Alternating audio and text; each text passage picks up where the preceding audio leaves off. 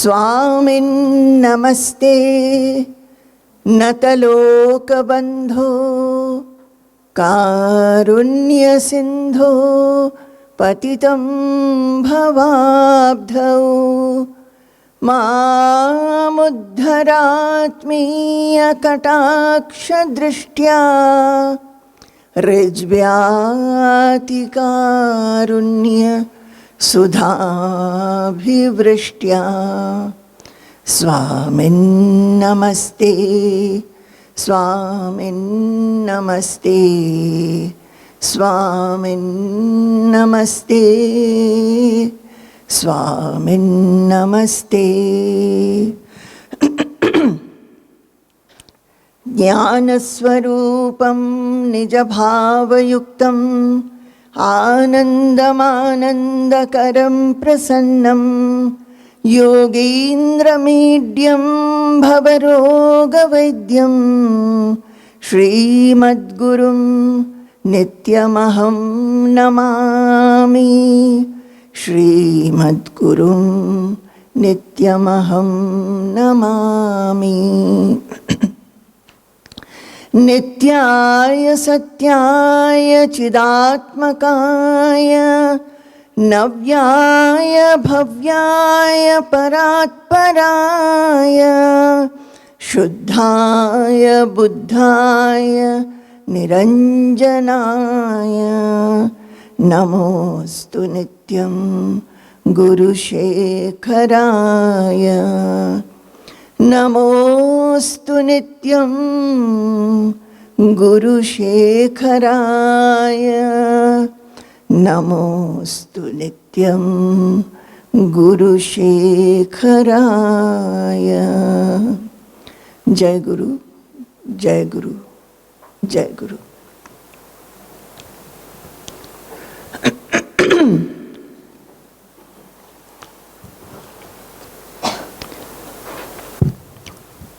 See, this session, I don't remember the name of the title of the session, but it's on Guru Bhakti. So I think it can be only a sharing. And all of us, all of you, and most of you maybe, you have a Guru. And everybody who has a Guru, they have their own feelings about their Guru. Now, what is that feeling? What do we really think? Who is a Guru? I can tell my feeling that when I came across, you know that, many of you know that I came across Baba first. And I started writing letters to him. I was feeling, though I was young, at the age of 23, I was feeling that life is very transitory. So I was not getting any joy out of anything. At that age, there was, it was a young age. Actually, everybody should be feeling joyous. So I had everything in life. There was no particular thing to make me sorrowful or feel depressed. But still I was feeling that since I started feeling that this life is very transitory, and whatever joy we get today, it doesn't stay tomorrow or the next moment. If I met my friends, all that meeting and everything is over. Then we look for something new, how I will become joyful again. I did not know at that time that it is not only my problem at that point, it is the problem of all human beings at every age. I did not understand that. So this thought used to gnaw my heart. It used to as if eat away. And I used to think, who can give me a reply, whether there is any permanent thing in this life? If anybody knows, and who knows, I do not even know. Who will tell me? If I want to tell my parents, I didn't tell my parents, I didn't tell my friends, I didn't tell my siblings. And I used to feel that if I tell, they will say that, oh, what rubbish. Why do you think all like this at this age? So, but then at that point, maybe my yearning was very, very strong. Because many of the days when I would be alone, especially when I would go for sleeping, I would be crying to myself or crying to God.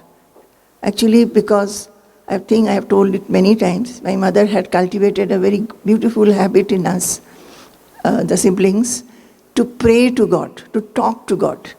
So he said that you must pray to God. At least once a day you tell God whatever you want to have. So at least you say that make me a very good girl. So I used to think that I used to pray. Whole day I will forget. Night while sleeping, I used to pray. Make me a good girl. What is that good? Later I understood that it is all good qualities that my mother meant. And I also wanted to have. So this talking to God became a habit. So to whom could I say? So I would call God and tell that who will take away this burden from my heart? Who will tell me whether there is anything permanent? Why life is bringing this kind of a load in my heart, where I understand that life is transitory, fleeting, will not going to give me lasting joy. At that time I was doing PhD. I used to think that suppose I publish a lot of papers, my work is very well recognized, will I be happy? I used to find that no, I will not be that happy. Maybe for some time. Then parents were wanting to get me settled in life. Will I be happy if I got settled in life? Will I earn a lot of money? I found that no. Even then there will be something which I will feel that I must have. So at that time I came to know of Baba and I wrote a letter to him. Many of you must have heard or read in this book. I wrote the letter in this, and I don't know why. I came to know that there is a person who stays in a place called Dakshin Khanda, away from Calcutta, and he lives a solitary life. He's quite old, but I can write to him. The first thing I felt that, oh, there is a person who will understand me. He's given to a spiritual path. And I don't know whether it is because of my own upbringing, where I have been brought up in a family where we know about people having guru, and guru is the sole person. When you get a guru, no God is necessary. Guru replaces every God. So I was in such a family. So when I heard about him, I felt that here is a person who can understand me. So I wrote a letter, and in that letter I wrote everything that I had to say. I also wrote to him that I have a very good picture of myself, that I'll be a good girl, I will be like this, I will be like this, very loving, very patient, very tolerant, not getting irritated, and sacrificing for others. But I find that when the situations come, I slip from those qualities, although I want to have those qualities. So what should I do? Then I also wrote, if I tell this to my parents will scold me. Because I was young, so I wrote that my parents will scold me. I feel like coming to you and seeing you and talk to you personally, but I think my parents will not allow me. So he wrote, after writing the letter, I waited for the reply. I was told that I had to send self-addressed envelope. So self-addressed envelope I had sent. I was in Delhi and he was near Calcutta.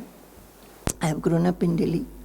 So every day we used to stay in the first floor, and the letterbox was in the ground floor. So every time when I would go in and out, I will look into the letterbox whether in my my own handwriting is there in the envelope or not.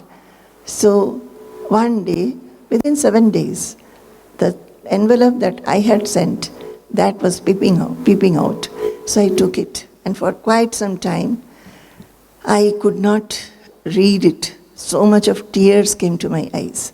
I felt that I was accepted. He has taken me as I did not think that I have been his disciple, but I felt that now I belong to him. I felt that now my burden is his. He has taken my burden and he will reply to all the questions. Then slowly I started reading the letter, and he had addressed in such a fond manner. In Bengali, we call any young girl or boy, we will call as Ma. Young girl is Ma, and young boy even Baba. Say suppose somebody's name is, say, Unni. So if I have to talk to him in Bengali, I will say, Unni Baba, tumi eta korbe. That Unni Baba, will you do this for me? So that using that Baba and Ma to the name, it makes it very fond and affectionate and very soft. So he had addressed the letter Ma, Mago.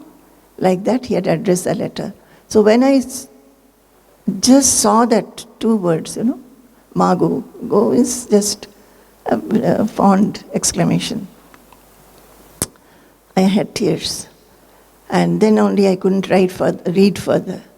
So he wrote that, I have got your letter, and I have been very touched by your emotion and letter. So much of Vairagya is very uncommon at this age, but you are very fortunate that you have had it. Since you are a student now, you finish all your studies, and in time, you will get the reply to your question. Remember that God is within you. Don't fear, God is within you. This one sentence he had written in a paragraph. Then he also replied to these questions. He said that your parents are your well-wishers, supreme well-wishers. They will never be hindrance to the path you take. But maybe the time has not yet come. Be ripe for this path. Also, I had written whether Diksha is necessary. He wrote, yes, Diksha is necessary. As in any other learning, you have to have a teacher. Similarly, for this supreme Vidya, supreme knowledge, you must have a teacher. Also, with Diksha, one becomes very humble, because one has to consider another person to be superior than oneself. So the ahankara means pride or ego, it gets sublimated. All these he wrote in the first letter. And after that, I immediately wanted to reply and tell him that how I felt and any further question. So for quite some time, I was writing to him and he was replying me. His handwriting was very shaky. He was quite old at that time. He must be in the 70s. And as Swamiji told you, he was skin and bone. When I also saw him, after writing my first letter to him, I saw him after 9 months. And till that time, we were only writing letters. So but further, later on, he couldn't write himself. So he used to dictate and somebody else would be writing. But we have the good fortune and I have a wish to translate all those letters and, bring it out in English. So, in the succeeding letters, he wrote some very important things. He wrote that, one thing he used to write, Ram se lagi raho bhai, teri banat banat ban jai. Ram se lagi raho bhai. Ram means Rama. That is, or Atma, you can say.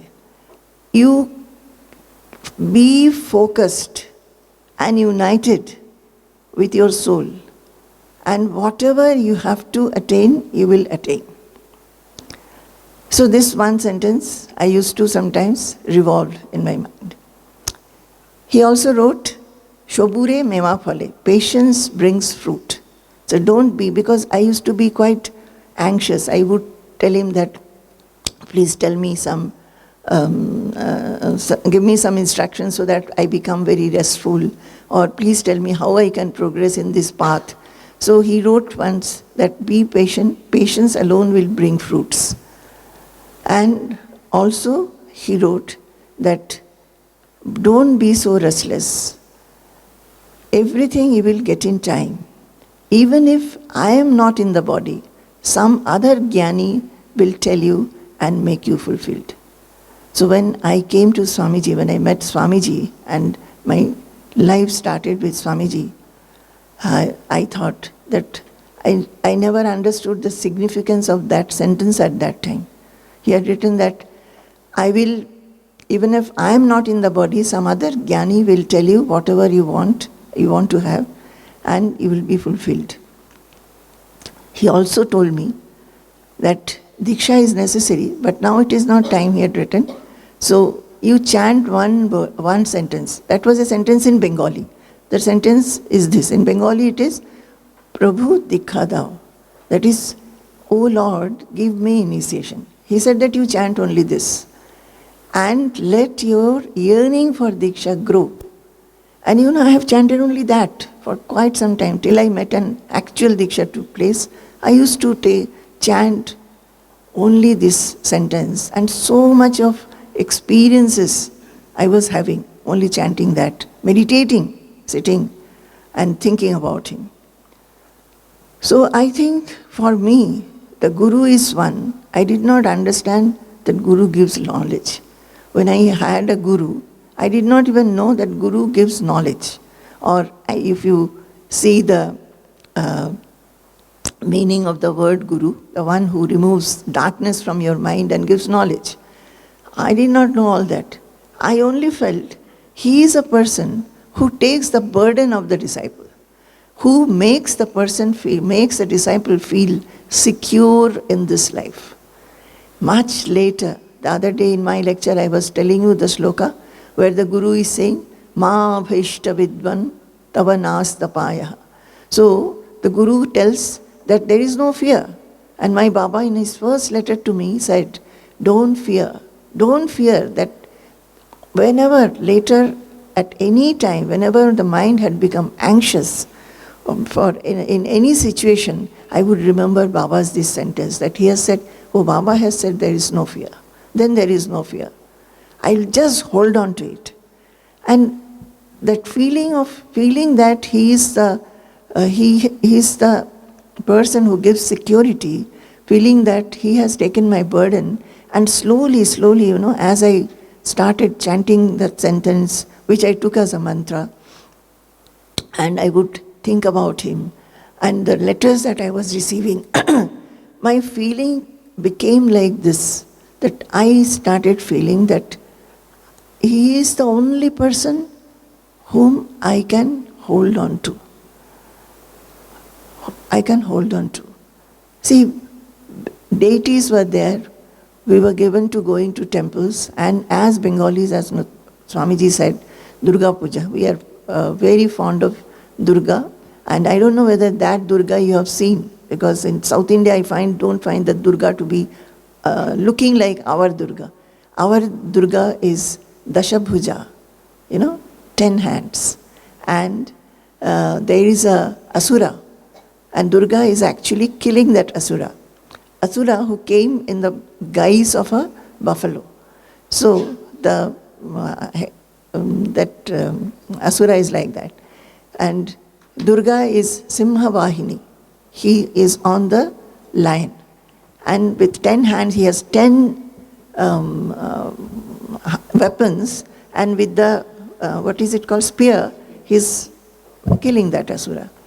This is the idol that we worship from childhood, and I think in every Bengali this is and Kali. Kali, of course, so Durga, there is no temple for us. Durga idols are always made before the program, before the puja comes, that is the Mahashashti. It is the Durga idol is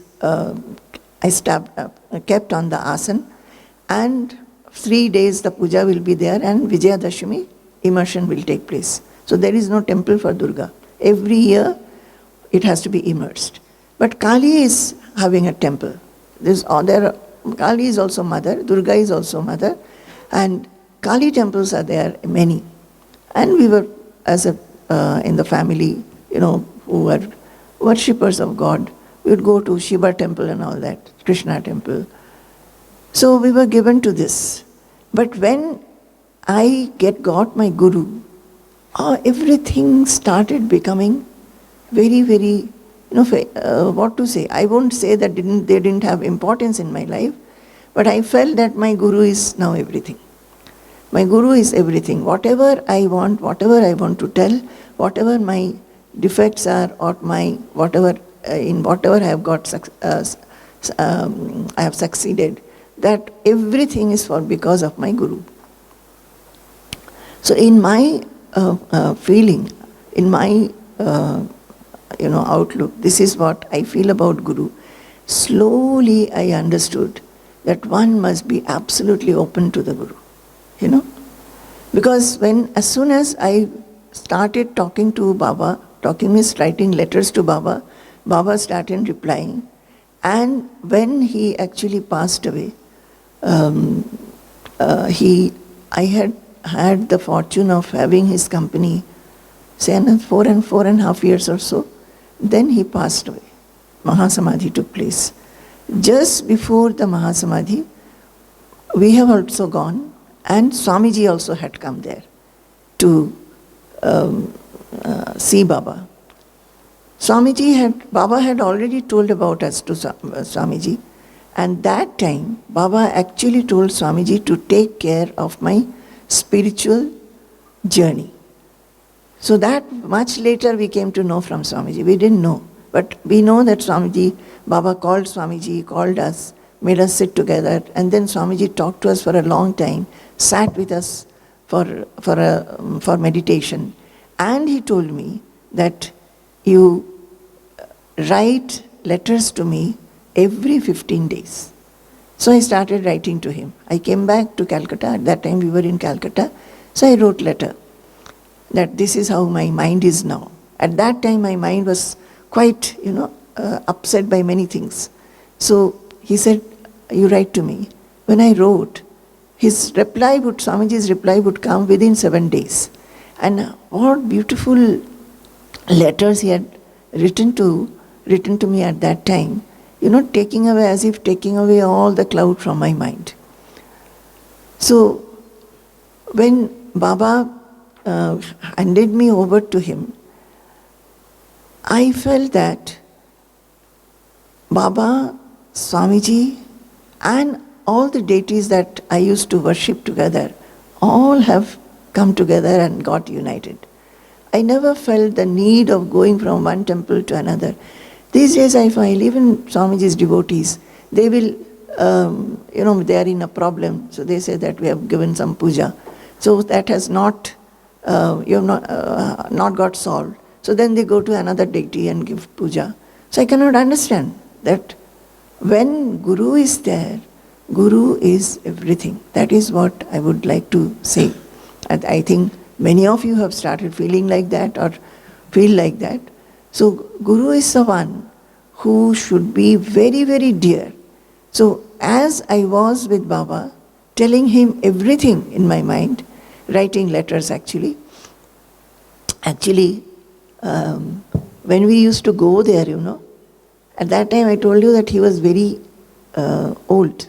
He was not in a condition to speak much, and he had asthma. Whenever he would try to speak, he would cough so much, and so much of phlegm would come that he would cough, and we will not be able to, we'll feel very bad that we have asked questions. So most of the time he used to say something, sometimes mostly stories from which we have to take the moral of whatever we have asked, the answer lay in that story. Or sometimes he would say, you go down and see in my bookshelf, see from the left side, this particular number of the book. Take out the book, on such and such page I have made a remark. Read that. So it was amazing that at that age, nearing 80, he would have so much of memory to guide us like this and say that, read. So I did not really have much of talk with him because he was very silent when he would be mostly lying on his asan, which was Royal Bengal Tiger asan, over that Dunlopillow foam mattress with many pillows, because he had a lot of problem with his body, and most of the time he would be lying. And when he would take food, he would get up. When we would go, he would separately sit up. And after we have touched his feet and all that, he would say in a very affectionate manner, "Go, go, go. You must have started very early. You must be very hungry." Because it used to take a long time to reach there, though it is quite near to Calcutta. So nowadays, like that day, whoever came to Dakshin Khanda by bus, even you went and came back the same day, it was not possible. So generally we would go and stay there for 3 days or so. 3 days, minimum 3 days. Any time we had, we were in Calcutta at that time. So whenever there would be 2-3 holidays, or say one holiday, and maybe one Sunday, and we'll take casual leave together, and we will set off. So people used to say, our neighbors, that, "Are you not afraid? You are leaving the house like this, it will get burgled." But we used to think that, okay, let it be, we are going to Baba. If he has to look after, he will look after. So we will just go. So all the three, Baba, Swamiji, and all the deities that we used to worship, I used to worship, became one for me, one. And there was, when Baba actually shed his body, many times I felt that I did not feel that he has gone. Because he was always in the heart. Always in the heart. And since by that time Swamiji came into the life, and I started writing letters to Swamiji in the similar manner, he was giving a reply. And whenever Swamiji came to Jamshedpur, we will go and meet Swamiji in Jamshedpur. So Swamiji took the place, Baba's place. And Swamiji is our Swamiji, all of you know, who likes to talk a lot. Baba, if you asked even something, he will give a small reply and keep quiet. But Swamiji is not like that. So many times I tell Swamiji that, "Swamiji, when somebody, in the question answer sessions, you should be brief. You don't give any time to anybody else to ask questions." Because he goes on elaborating one reply so much that even if somebody has another question, the time is up. So Swamiji would write the long, long letters. And I think as I read, every time, I don't know how many times I would have read the letters. How many times each letter I have read. And maybe by hearted many of the phrases. Another thing which I used to do is, I used to write down the interactions that I had with Swamiji. With Baba also, I had a spiritual diary, my spiritual diaries. So whenever I went to Baba, whatever he has said, whatever has happened, which gives me a direction in my sadhana, I have written it down. And similarly with Swamiji, so that later on, when the mind is not feeling very well, the mind is looking for a satsanga. Yesterday Swamiji explained what is a satsanga. What is a satsanga? Sangha, association with the Sat. Sat means who is always there, who is permanent, eternal, with that. So when, say, all of you are remaining away from your Guru. So you can always feel your Guru inside yourself, always. You are not having him closely. Also, even if you are coming, he is coming, or you are coming to the ashram, you are not having the opportunity to serve him directly. So what will you do? But I have gone through that stage also. When I was in the household, say whether Baba or Swamiji, they were away from me. I felt that, I never felt that I am away from them, because they were always in the mind. And at certain times when the mind would still not be satisfied with just remembering or just feeling that my Guru is with me, these writings used to help me a lot. I will live those moments again. The satsanga that I have had, I will go through them, I will read them, and I would feel, or I will read the letters. So many times I have read the letters, even now, very nicely I have preserved them. And so that was. Now the question is, why do we need a guru? I will talk to you more about Baba and Swamiji, because that is what I can do, I think. And but do we really need a guru? That is a question. Many people, some people these days, because of this Disha TV and Asianet TV, many are seeing Swamiji. In their mind, they feel Swamiji is very close to them. Many women come or men come, they say, from their actions, their talk, we can understand that mentally they have become very close to Swamiji, because every day they are seeing Swamiji. Or even Notun Swamiji, Disha channel, many are there who are regularly listening. But neither Swamiji knows them individually, nor Swamiji, or nor do we as inmates or who are associated with Swamiji, we know them.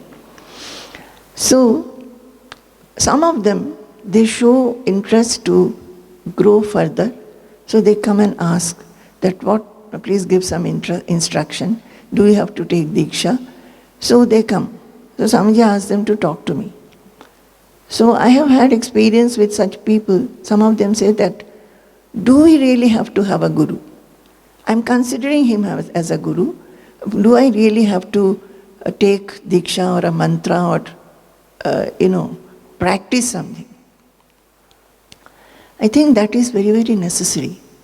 Just like Baba had told me in the very first letter, that for learning anything, you must have a teacher. Anything. Whether we learn, say, science subjects or art subjects or mathematics, right from childhood, somebody has to teach us. Somebody even has to teach us how to walk, then come to reading books, or the alphabets, the numbers, everything we have to learn.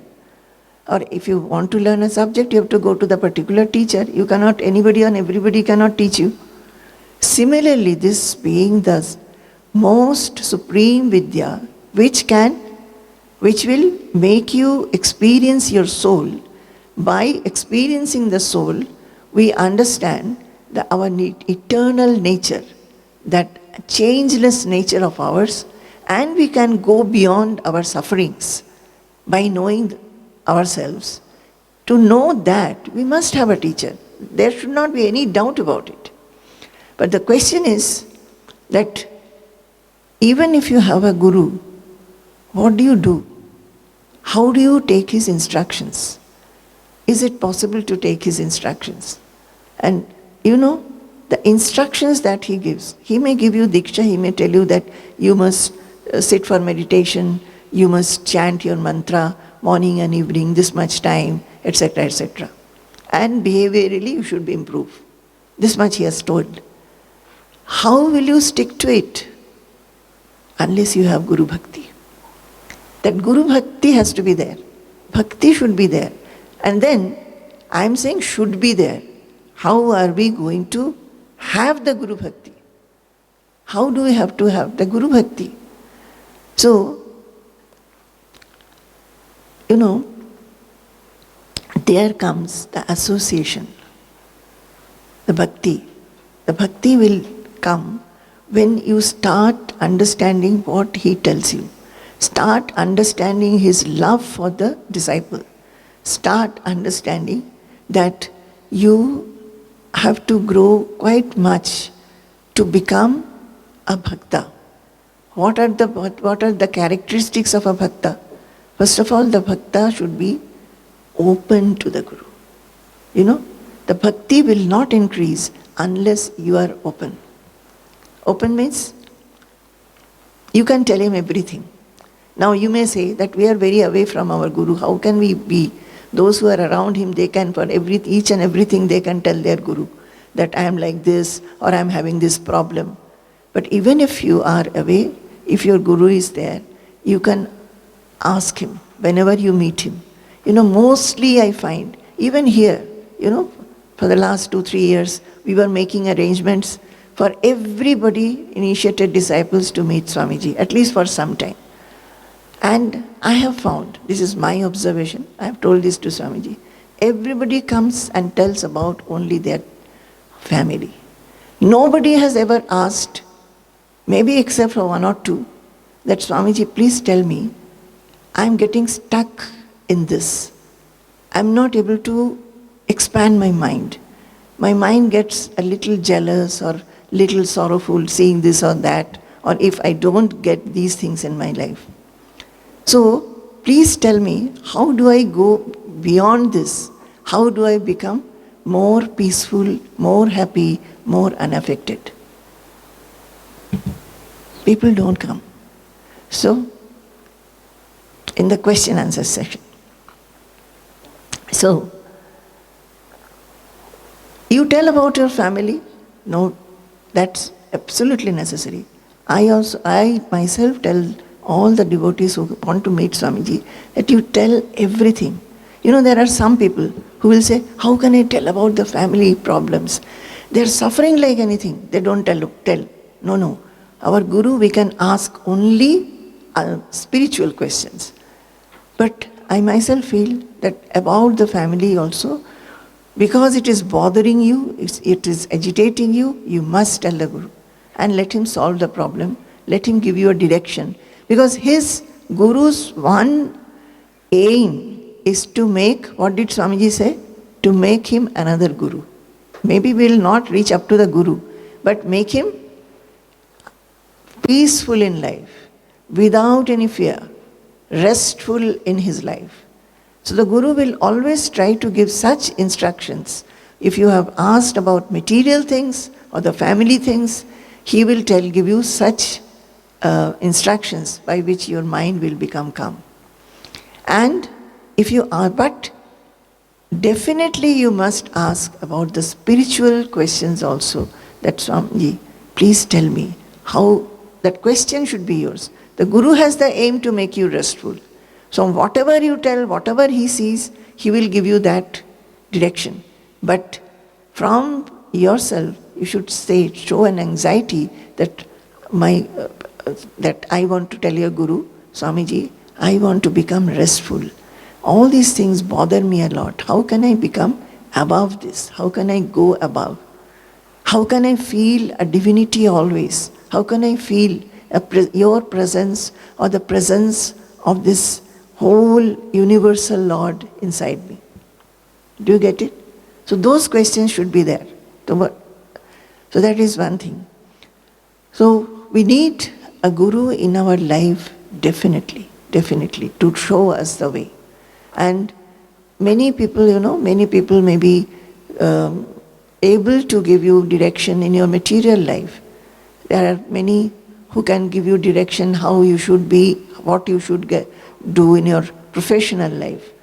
But to lead a life which progressively will become happier and more of fulfillment, a Guru only can give us guidance, nobody else. Now, how will you gain this Guru Bhakti? I think that is the one thing we must be in the association as much as possible. Those who can. Okay. There is a very beautiful shloka. You can learn this shloka, I will teach you. Vidusham vitaraganam annapanadi sevaya sangatya pranayenapi mumuksha akasmiki bhavet. Vidusham vitaraganam. So vidusham vitaraganam annapanadi sevaya. That is, when you have a Guru, you must serve them. How can you serve? The serving can be, if you are close to him, you can serve. See, that is why I think these retreats are very, very useful. Because all of you are coming together to serve. These retreats or Guru Purnima retreats, when all come and together they are trying to, take up this 3 days of program that we have. And it's very casual also. We are having classes, but it is very casual. There is no formality as such. Like the other day I was really appreciating, because I find it very difficult to pack nowadays, because I cannot search. If I try to search anything, after my hemorrhage, I find a lot of discomfort in my head. So packing is difficult. So when I saw that again I have to pack and come, and my leg was giving a lot of trouble, I was not even able to stand. So I was thinking, and Namrata helped me. And then I found all these people, some of them, they have come and they were packing the bathroom items, so many things they were packing, and I was making some marks so that they will just come. And many times I was told, before you go to reach the hotel, they will place everything in your bathrooms and your room will be ready. That is a seva. That is a seva, no? So they could have thought that, let Ma and Swamiji take their own things and come. And everybody will bring their own things. But that thought that before Ma and Swamiji comes, the place should be ready for them. They should not be hunting for anything. That is a seva. And here now so many of you are doing so many work everywhere. This hall is being decorated, hall everywhere. The thought that we must not have any difficulty, that is being kept in mind. So that way, then some is taking the food up, somebody is making the bed, somebody is taking the food up, taking back the food, washing the vessels. I don't know what all others are doing. All of you must be doing something or other. So all the people have come together, and what is one aim? The common aim is that we are with our Guru, and we just want to be around and make this very successful. I don't want to use the word successful, but a happy gathering for all of us, and we become expanded in our mind by that. I find that maybe some who are having a little bit of clash with each other, they are also working together. So that is because we come to know who is having clash with whom, because everybody comes and tells us that this is the difficulty, that is the difficulty. Don't think we do not know, we know everything. So all of them are jointly working. So that's the greatest, I told yesterday, Nuthu Swamiji, that is the best part of it. And in this sloka it says, serve your Guru. What kind of a Guru? Vidusham. Vidusham means one who is learned. And what is this learned means for a Guru? He is a Shrotriya. That is, he is well versed in the scriptures. Not only that, he has assimilated in such a manner that he has become the soul himself. He is always the soul. He never forgets that I am not the soul. So, what the scriptures want to tell us, he has become that. In Sanskrit it says, Brahmavid Brahmaiva Bhavati. Brahmavid means the one who knows Brahman, or one he has known the Brahman. That is actually one is Brahman, but one has forgotten that. One just by one's spiritual sadhana comes to this consciousness now that, I am the Brahman. I forget and I feel that I am the body.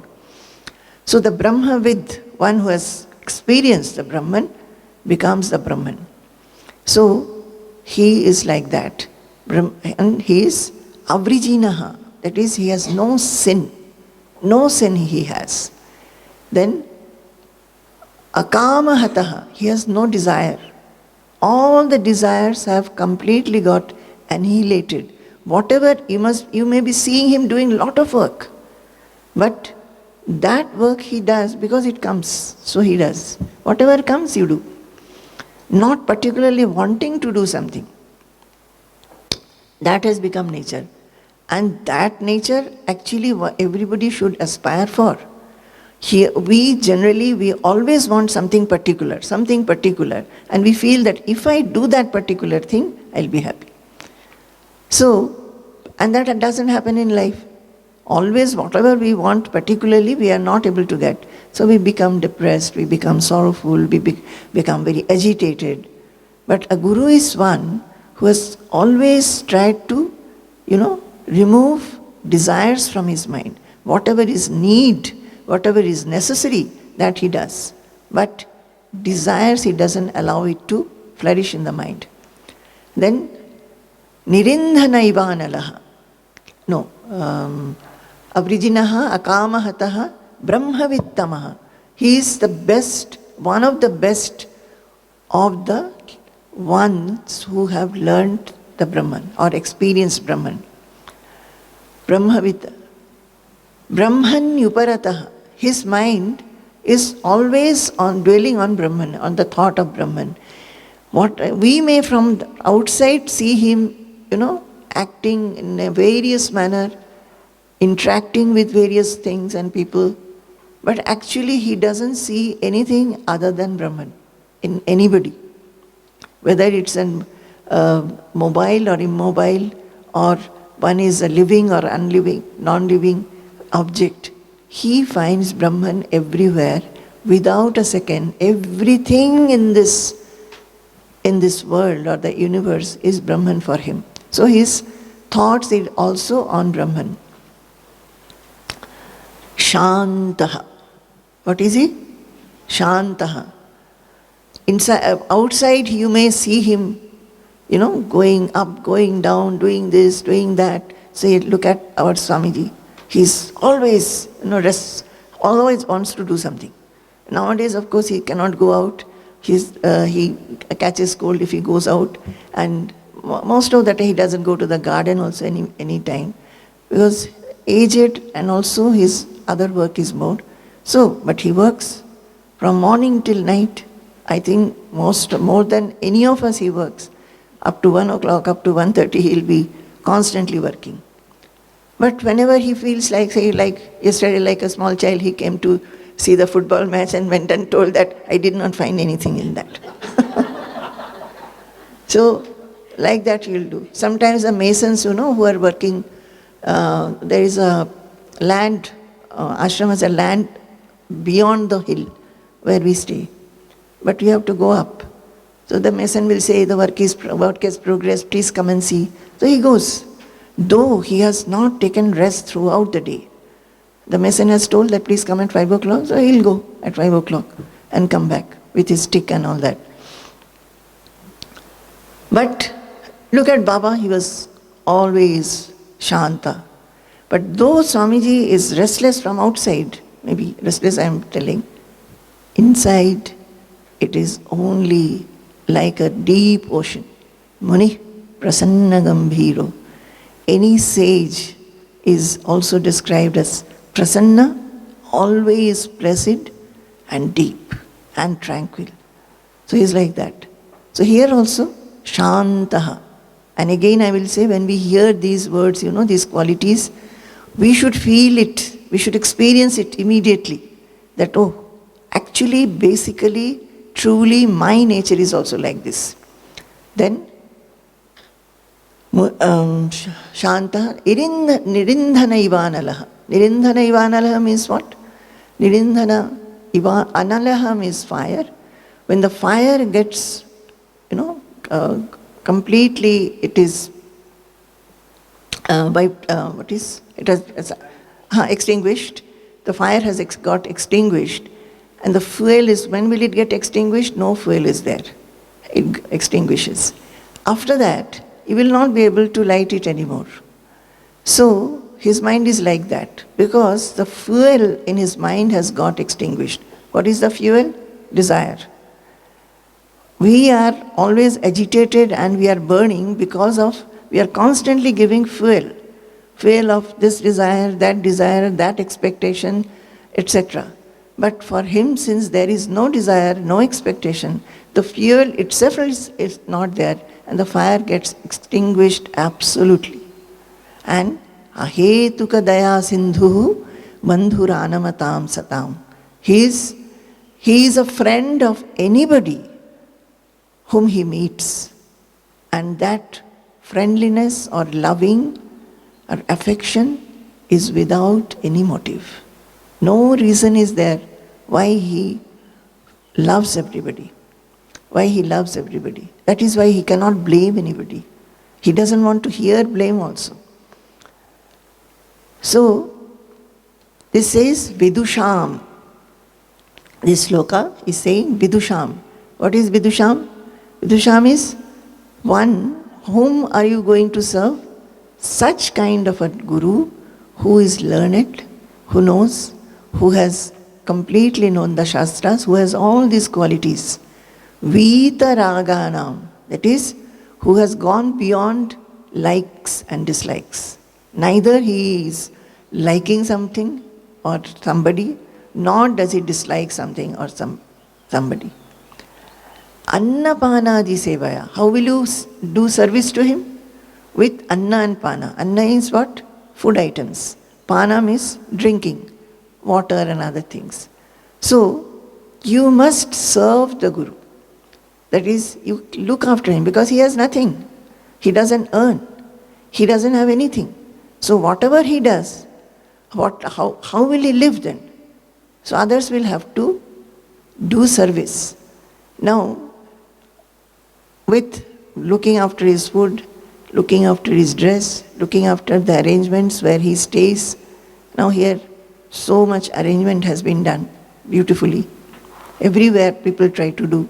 But there are places where he goes to a temple to talk, where there will be a platform on which if you stand, you will feel it will fall down.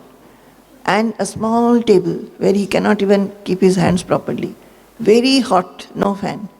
There also he will very happily talk for 1.5 hours or 2 hours and come back. He doesn't need it. He doesn't ask for it.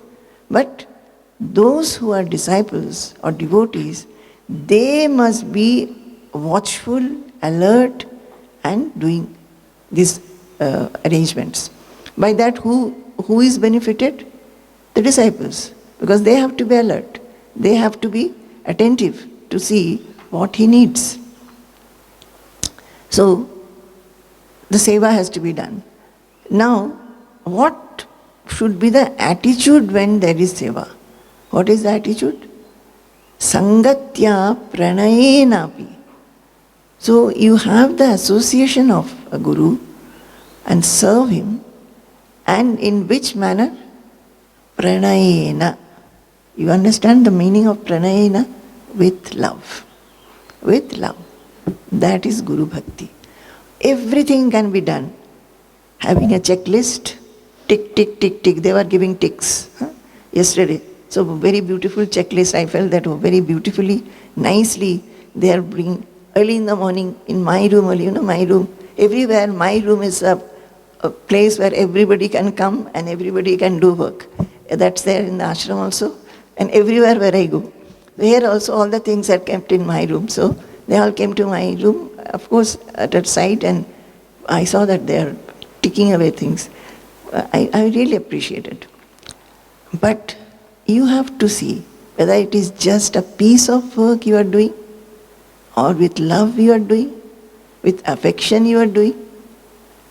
And, it is something of your own which you like to do. That is why you are doing. Any piece of seva, whomever you do seva, whether even in the house also, if you are serving your old parents also, this should be the feeling that it can never be a piece of work. It has to be with love and affection. Any work, not even serving any old people. All the work that we do cannot be a piece of work. It has to be filled with love, affection, and at the back, especially in a spiritual gathering, love for the Guru. So that is why, we should include also people.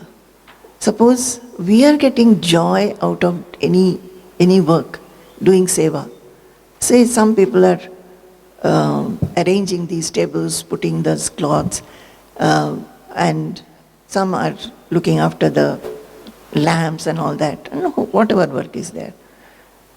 So some others are there new, who will be looking at them and thinking, that, oh, can I also join? Will they allow me to do? We have to understand that feeling. The joy that I am getting by doing any service to my Guru, you must include others. In inclusion, there may be sometimes some people who will not listen to you. If you give them an instruction, they will not do. They are very, adamant type. They will feel that, why? It can be done in this manner also. You can progress in your spiritual path and in your spiritual qualities if you are able to tolerate that, adjust with that, take them along, own them, and give them a chance. Not only thinking that if I am doing this work, I have an X and Y as my helpers, and they listen to me, so I will give them this work. That is not the right attitude. Do you get me? That is not the right attitude. You must spread this Ananda to everybody. Okay, if others are not able to do that, you feel that they are not really listening and making a little chaos also sometimes, doesn't matter. You learn the way how you can tell them so that they will become softer and will listen. All these things we have learned actually by staying with the Guru. But you will say, we are not staying with the Guru, so how do we learn this? We are not so close. So how do we learn these things? Maybe from this that I'm saying, or see, when I'm saying this, at least some of you should pick up this, that this is the way things should be done. We want to be the comfort zone. If I am comfortable with XYZ, I would always like to bring them and work together. It happens in the ashram also. Many people have come for food that day, suppose. Maybe 4 servers are okay on the normal days, but one day there are 50 people to take food. So you need to increase servers. But the one who is coordinating feels very comfortable with A, B and C, who are doing every day. So that person, that coordinator, doesn't want to bring other people who would love to do it. Maybe they will do a little bit of, mistakes. What of that? So unless you do that, our mind will not expand. So, seva, annapanadi sevaya sangatya pranayenapi. If we are able to do this like this, able to do service, then what will happen? Mumuksha akasmiki bhavet. Mumuksha, the yearning to go forward in this path, will become more and more. By by doing work like this, by trying to do service like this, our mumuksha will increase tremendously. Because of what? Because of that love. Then not only that you feel love for your Guru, or bhakti for your Guru. See, bhakti for our Guru brings all of us together. Why are we all together? All have bhakti for the Guru, to some degrees, different degrees, to different depths, but all have come in the name of the Guru. And then that love, that bhakti, you will find that you are having that love for everybody whom the Guru loves. I think everybody who is associated with his Guru will feel that I am very special for my Guru. I am so close to my Guru. But when you yourself start feeling, my Guru loves everybody, so I love everybody, that is a spiritual growth. That is a spiritual growth. Do you get it? So I thought that, what is the time? Time is there. So I thought, I don't know, I am going, whatever is coming to my mind, I am telling. I started writing,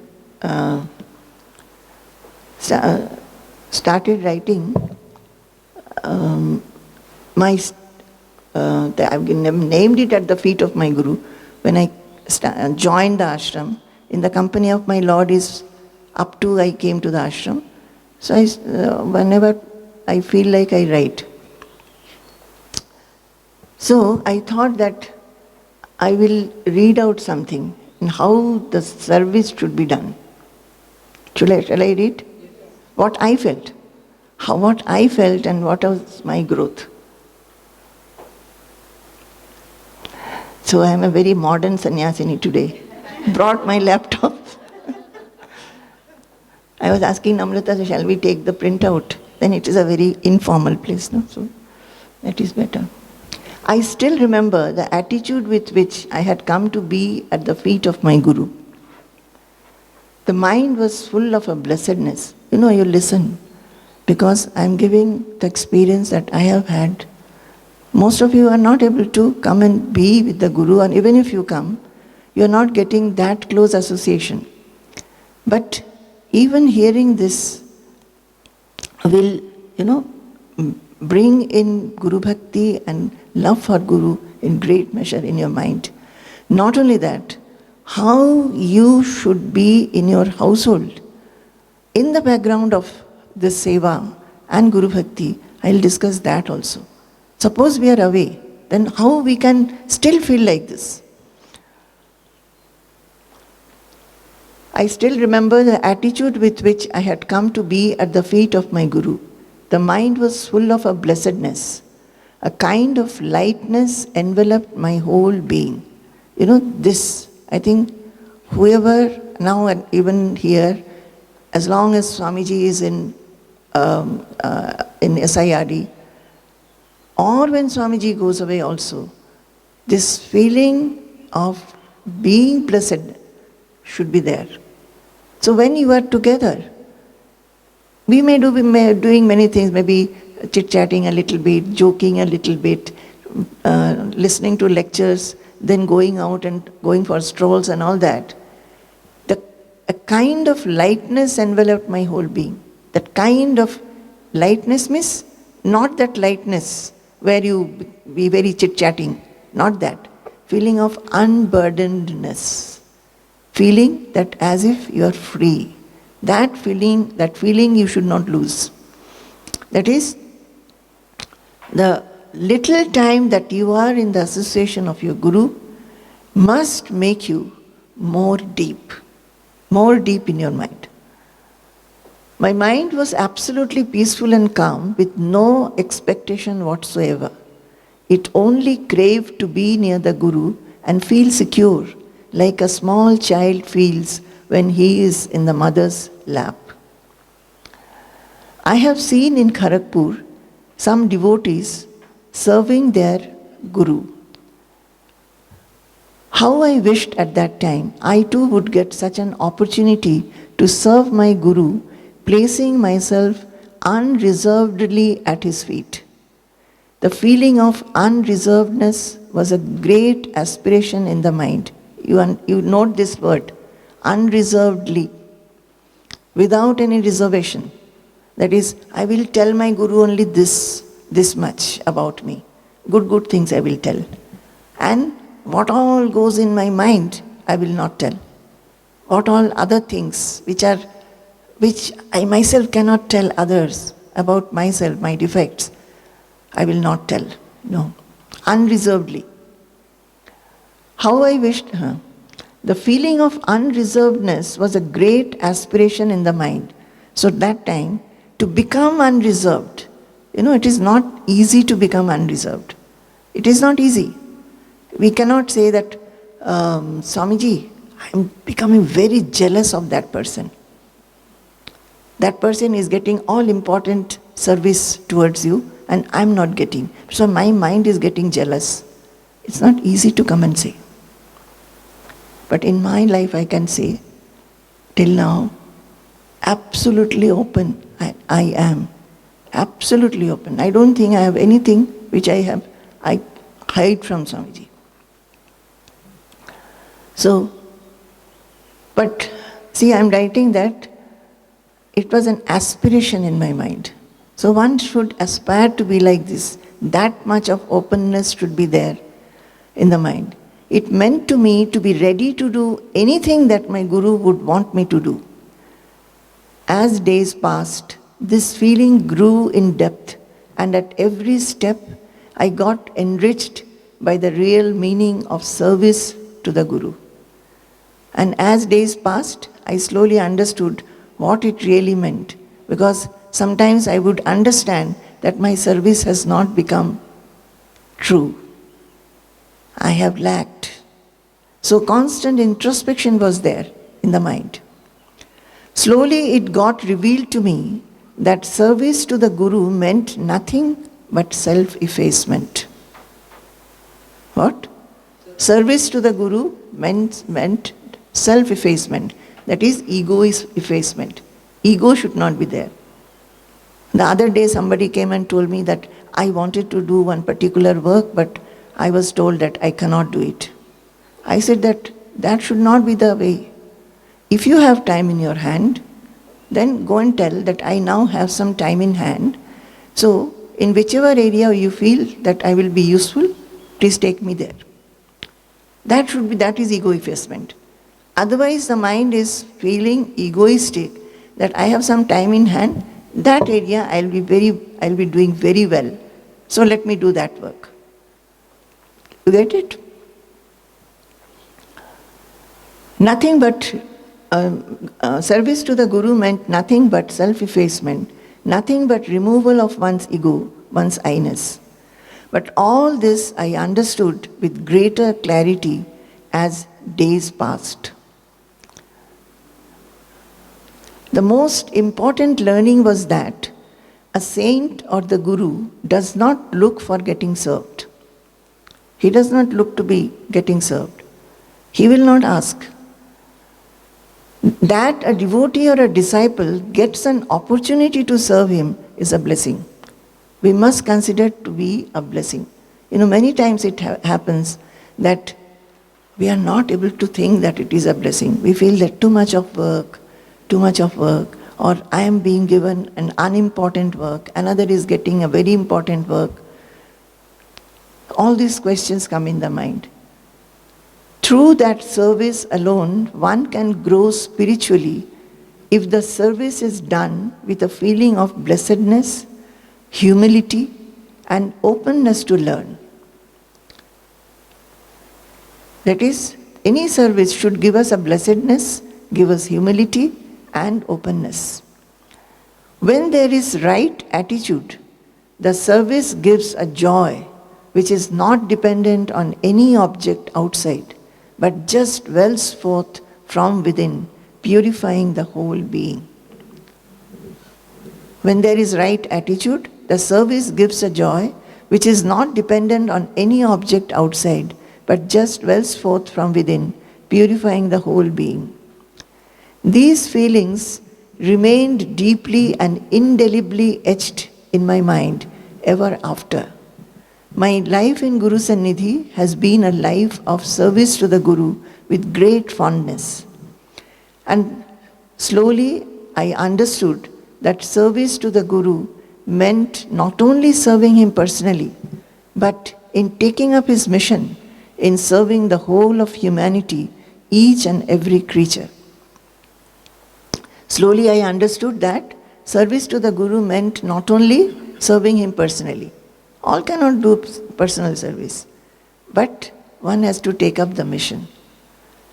And in serving the whole of humanity, each and every creature, say all of you in the society, actually you have taken up the mission of the Guru to spread the mission.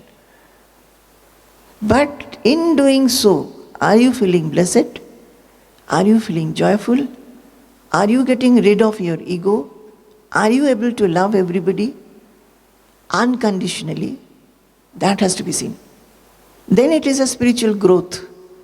Otherwise it's just, doing something together. Now, what was in Swamiji's mind? Did he consider me eligible for service? I had of course cooked for him and served him food when I was here a few months back as a visitor. This I am talking about when I had joined. And I'm referring to the last visit that I made to the ashram as a visitor when he had asked me to cook and serve food. So after going, Swamiji had not told us anything in particular that you are coming and so you can do this. So I was wondering, will I at least get that blessed opportunity? Somehow I expected nothing and was ready to take up any assignment given. So that was my attitude. I remember my great yearning to serve Swamiji and to be of help. In the initial days, after completing all my work in hand, I would sit in the front veranda reading a book or writing addresses on Vichar Setu covers. Those days, Vichar Setu had less number of subscriptions, so we used to write the address by hand. So I would spend time writing Vichar Setu covers, address on the Vichar Setu covers, while Swamiji would be typing a little away. And my whole attitude was, if only Swamiji will ask me to do something. So I would wait expectantly whether Swamiji would call me and ask me for some help while he wrote, maybe looking up a word in the dictionary or referring to a shloka from a book. I would wait to hear him say, oh, where is my pen? Or where is my specs? Or I can't see my towel. Like yesterday happened, he couldn't see his towel. And then I think you discovered it from the car. Then, I don't know, it was found again. So we were hunting for his towel. So he would, many times would say, oh, I cannot see this, I cannot see that. Actually, he doesn't look for them. He just says, thinking that if somebody is around, whoever is serving that, okay, I'll see. These items he used to misplace 100 times a day, giving me an opportunity to run and retrieve them, just making me get filled with the simple emotion of having served him. Just to give something, it gives so much of joy. As days passed, we started noticing how Swamiji had to attend to many mundane day-to-day affairs of the ashram. Mataji, what is the time? Mataji was unwell and had become completely incapable of looking into ashram affairs. We used to feel sad, regretful, seeing Swamiji having to get up several times from his seat to give instructions to workers while he was busy writing or discussing important matters. So it is to pain us that Swamiji is being disturbed by many people regarding the running of the ashram. At times we would understand that things had gone wrong because he had not been able to pay attention. We were new in the ashram and did not know what all things had to be looked into. Moreover, we did not know the local language, but we had a great eagerness to help Swamiji in every possible way. The picture in our mind was of the Gurukulas of ancient times, where the students stayed with the Guru in his abode, did all kind of household chores and learnt. So the picture was like that when we are with the Guru, anything and everything we should be ready to do.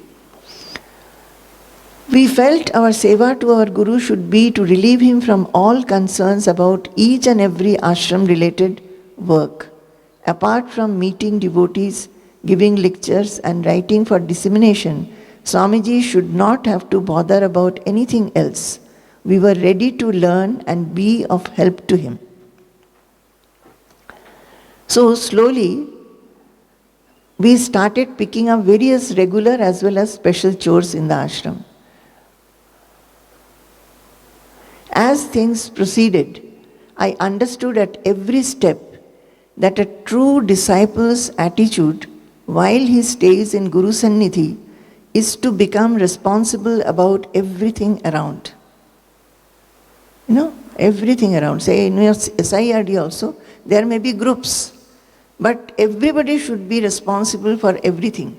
Suppose one group is not functioning one day, other group should simply come and say that we are here, we are able to do. Taking up responsibility for a few items of work and remaining aloof about other necessities does not allow the mind to expand, leaving its constriction and selfishness. That is when we are serving according to our convenience, you know. We serve according to our convenience. Whichever time we can do, whichever item of work we want to do, we try to do that. But actually, a true disciple, see, you have given the topic as Guru Bhakti, and which is for spiritual growth. So, actually what it is has to be told. Actually, if you want to become a true disciple, then you cannot serve according to your convenience, or even cannot come and listen to him according to your convenience. But we have to do, because you are in the household, you have to choose your timings. So, if we are very particular to choose that only this area I will help you, in this area alone I will help you, Swamiji, that does not allow the mind to expand. It makes it remain in a constricted manner. So I will stop here.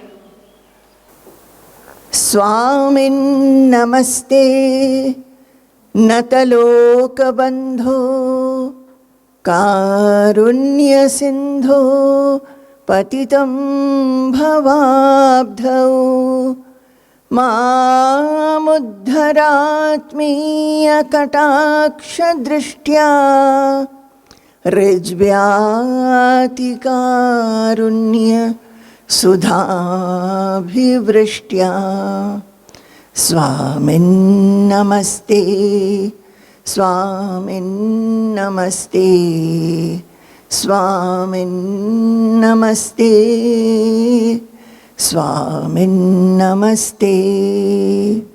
Jai Guru, Jai Guru, Jai Guru.